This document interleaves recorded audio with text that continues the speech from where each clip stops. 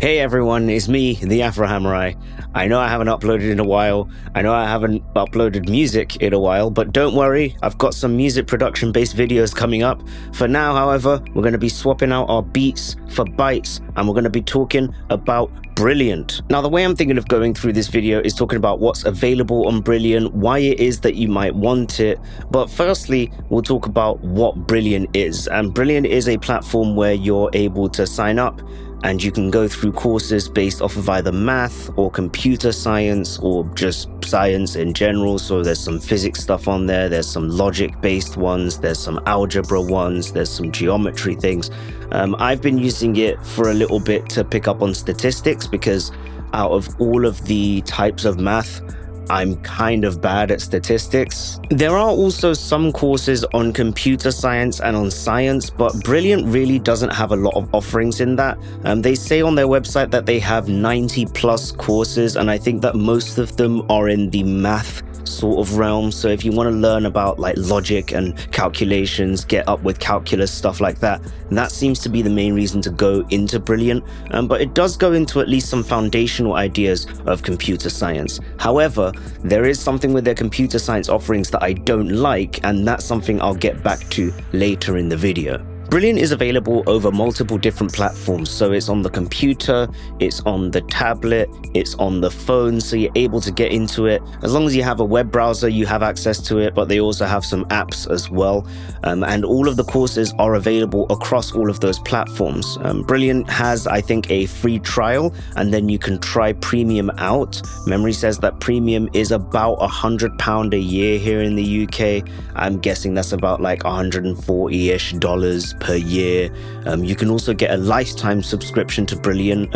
I actually think I might do that because I quite like Brilliant, even though there are some shortcomings that it has. To compare Brilliant to another platform that I've recently reviewed, which is Codecademy, Brilliant does have a free option, but it's more used as a way to preview everything, so everything is kind of locked behind some form of premium.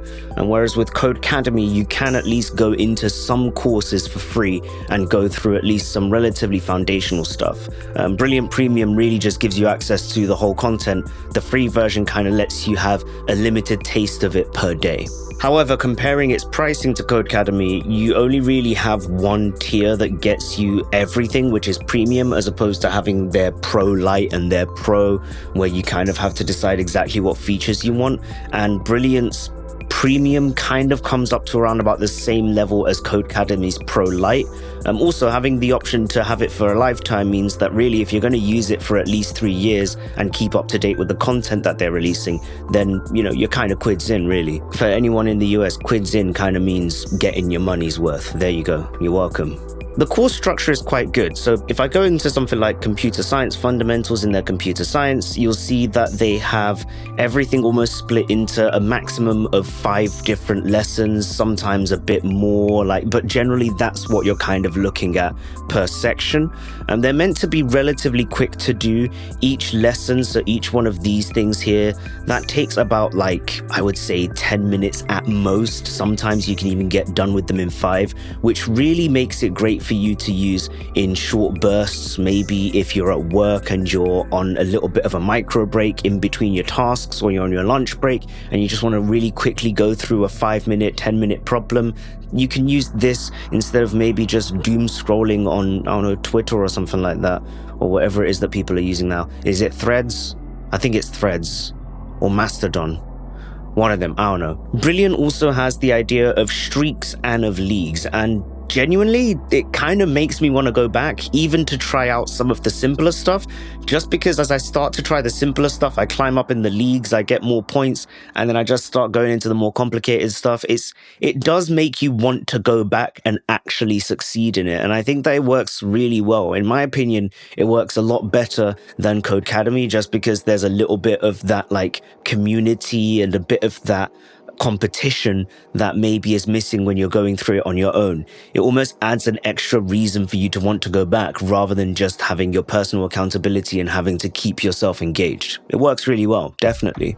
So I previously mentioned about the course offerings, and that as much as Brilliant has math and computer science and science, that it mostly seems to skew towards math. Not only do I think that their offerings for computer science are quite thin, but I feel like the experience of using those offerings on mobile is really not up to scratch if you want to have that really quick experience of having a 5-minute session of doing some code. I'm currently in the middle of Brilliant's Next Steps in Python course in their computer science category, and on the phone, it's completely broken. And really, that's the only way I can really put it. You try and select text, it's fine if you tap on the text. The cursor just seems to be a bit weird where it decides to go, but it eventually seems to work.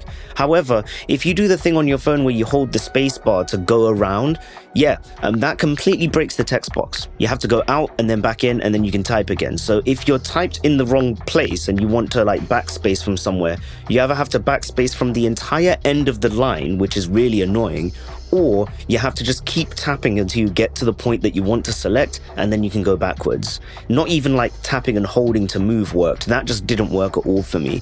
Looking at that exact same course on the computer works completely normal because it's just seen as a normal text box, so I could do what I need to do as normal with the keyboard.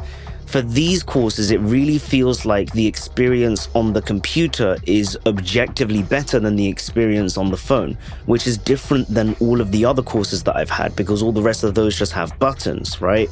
Because of that, it really feels like Brilliant is great if you want to learn on the go, but only if it's really for math.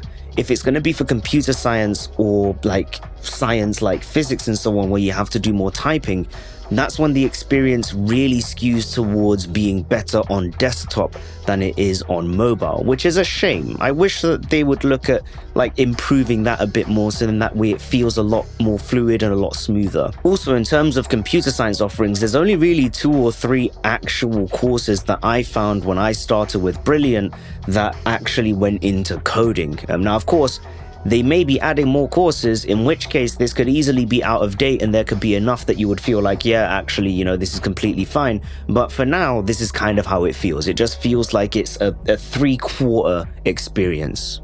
So to summarize, who would I suggest Brilliant for, and would I suggest it anyway?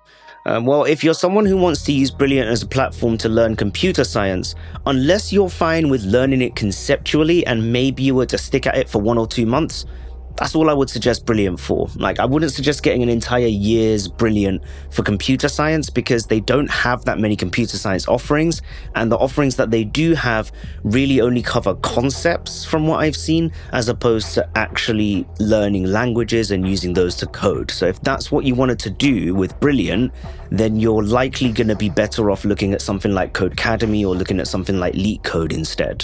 If you're the sort of person that likes to learn, however, and, I like to learn, I think Brilliant is great. It would almost be brilliant.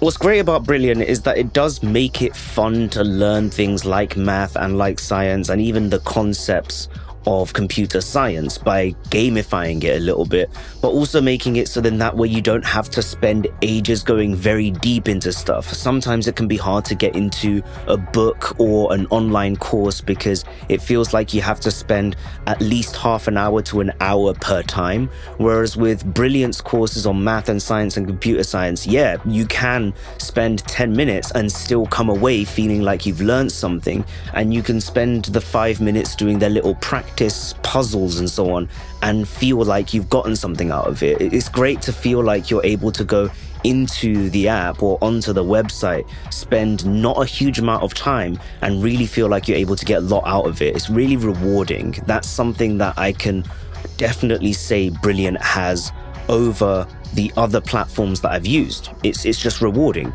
I'm still going to be using it, and I still will use it for the computer science stuff. So, if maybe in a year's time or so, the computer science experience gets better on mobile, and also they offer you much more courses in that aspect, I'll come back and I'll do another review and I'll say, hey, Brilliant's gotten a lot better. Maybe it's worth it for that now. But if it's math, if it's science, if you like to learn, give Brilliant a try at least. I would definitely say it's a good platform for that.